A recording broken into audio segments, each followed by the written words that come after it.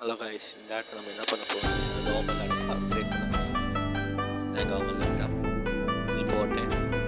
இப்போ என்னோட screw driver வச்சு கண்ணில் பண்ண ஸ்க்ரூ எடுத்துகிட்டு வச்சுருக்கேன். சைடில் சிடி பேர் 2 ஸ்க்ரூ இருக்கும், அதே கழட்டிடணும். இந்த ஸ்க்ரூ பார்க்க கொஞ்சம் கஷ்டமாக எடுத்துட்டு கீபோர்டுக்கு 2 ஸ்க்ரூ இருக்கும், அந்த 2 ஸ்க்ரூ கழட்டிடணும்.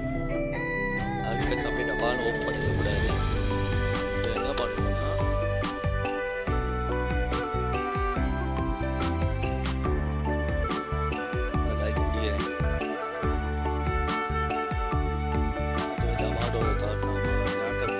மூடியத்தை வந்து கீபோர்டை கழட்ட வேண்டியிருக்கும்.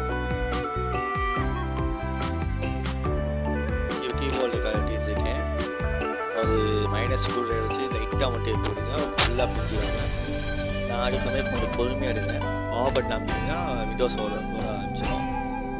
எடுத்த பிறகு டபக்கு கீபோர்டை பிடிக்கக்கூடாது. சைடில் ஒரு சின்ன ஸ்ட்ரிப் இருக்கும், அப்படி கைவிட்டு ஒரு ஸ்க்ரூ இருக்கும், அதை கழட்டினா போகணும்.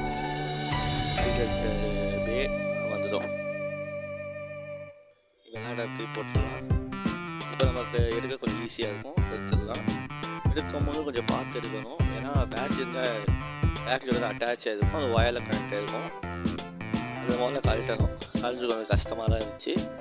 அது கழட்டின பிறகு கொஞ்சம் லைட்டாக ஓர வச்சுட்டு நம்ம என்ன பண்ண போகிறோம்னா எஸ்எஸ்டி தான் அப்கிரேட் பண்ண போகிறோம். ரேம் வந்து கடையிலே அப்கிரேட் பண்ணியாச்சு.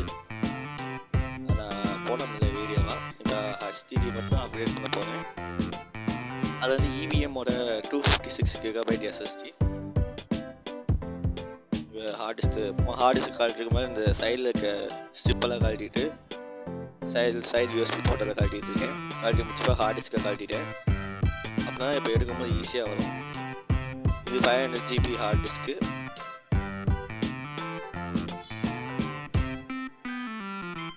ஹார்ட் டிஸ்க்கு ப்ராக்கெட்டை கழட்டிட்டு அந்த இடத்துல SSD எப்படி மாட்டணும் கரெக்டாக பார்த்துட்டு மாட்டிகிட்டு இருக்கேன். அதுக்கடுத்து ஸ்க்ரூ போட்டால் எஸ்எஸ்டி போட்டால் ஸ்பீடு கிடைக்கும், ஆனால் நம்ம யூஸ் பண்ணுற ஓஎஸை பொறுத்து. நான் இப்போ வந்து விண்டோஸ் 10ஓட பிஸ்னஸ் எடிஷன் யூஸ் பண்ணுறேன். அது கொஞ்சம் லைட் வெயிட்டாக இருக்குன்னு. ஆனால் என்ன விண்டோஸ் ஆக்டிவேஷன் தான் பண்ண முடியல. என்ன பண்ணும், ஆனால் விண்டோஸ் ஆக்டிவேஷன் பண்ண முடியாது. ஆனால் ரேம் யூசேஜ் எல்லாம் கம்மியாக தான் இருக்குது, ஸ்மூத்தாகவும் இருக்குது யூஸ் பண்ணுறதுக்கு. ஒரு சில பேர் சொல்லுவாங்க ரேமு இதெல்லாம் அப்கிரேட் பண்ணி வேஸ்ட்டு அப்படின்னு. அப்படிலாம் இல்லை. ஆனால் என்ன பிரச்சனைனா ஓஎஸால் தான் பிரச்சனையாக இருக்கும். ஓஎஸ் மட்டும் லைட் வெயிட் ஓஎஸ் போட்டால் போதும், அந்த ஃபுல் பெர்ஃபார்மன்ஸும் நமக்கு கிடைக்கும்.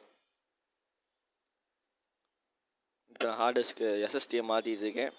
சைடில் இருக்க USB போட்டு கொஞ்சம் மாற்றுறது கொஞ்சம் கஷ்டமாக தான் இருந்துச்சு. நீங்கள் கழட்டும் போது மொத்தமாக கழட்டிடுங்க USB போட்டு. நான் அப்படி தான் கடைசி பண்ண வேண்டியதாக போச்சு. ஏன்னா அது மாற்று கொஞ்சம் சின்ன இடமா கொடுத்துருந்தாங்களா, கையில் சரியாக உள்ளே போகல. இப்போ மாட்டிகிட்ருக்கேன். அதுக்காக CMOS பேட்டரி இருக்குது, செக் பண்ணி பார்த்தேன். CMOS பேட்டரி நல்லா தான் இருந்துச்சு, ஏன்னா ரொம்ப பழைய லேப்டாப்பு.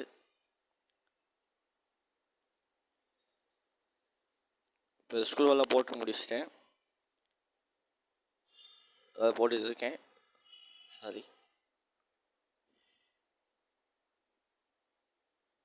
எல்லாத்தையும் பொறுமையாக போட்டுட்ருக்கேன். எதுவும் ஸ்க்ரூ பிஞ்சு இல்லாமல் இருக்குது.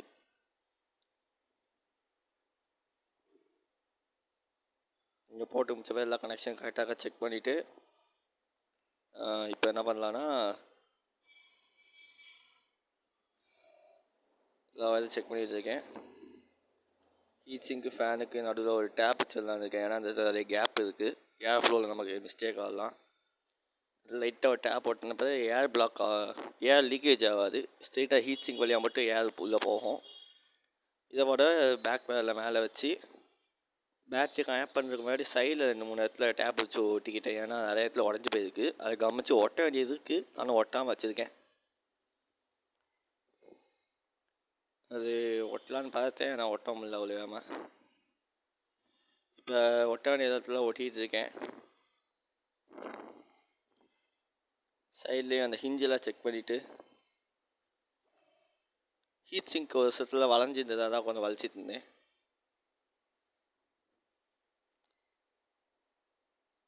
இப்போ திரும்பி பேக் மேலே சரி திடீர்னு லாக் ஆகிடுச்சு. அதை திரும்பி அன்லாக் பண்ணி பேட்டரியை கனெக்ட் பண்ணி வச்சுருக்கேன்.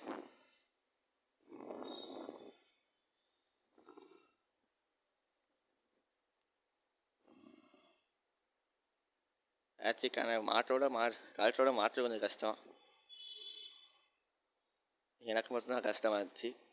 மாட்டின பிறகு இப்போ ஸ்க்ரூவை போட ஆரம்பிச்ச வேண்டியதான். அந்த சைடில் 2 ரப்பர் இது இருக்கணும்.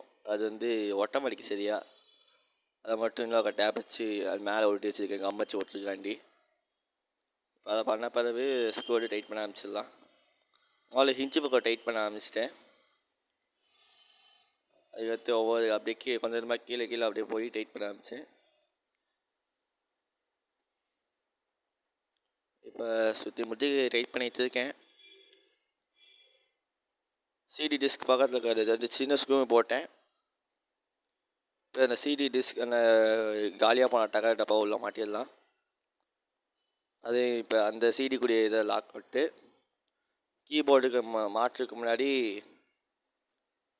கீபோர்டு சைடு பேனல் ஒன்று ஓட்டினேன் ஹிஞ்ச் பக்கத்தில். ஏன்னா ஷாக் அடிக்க வாய்ப்பு இருக்காது, அந்த மெட்டலாக எக்ஸ்போஸ் ஆகிருந்துச்சு. அதான் இப்போ கீபோர்டை மாட்டிடலாம். மாட்டும் போது அதை கொஞ்சம் பார்த்து மாற்றணும், இல்லைன்னா அவ்வளோதான்.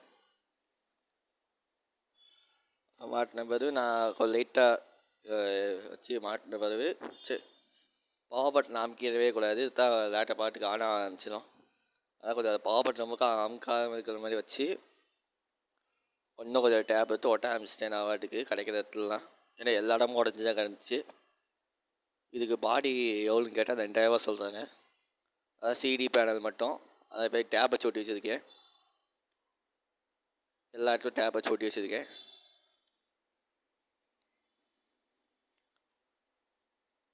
லேப்டாப் சார்ஜ் ஏறுது, சார்ஜ் போட்டதில்.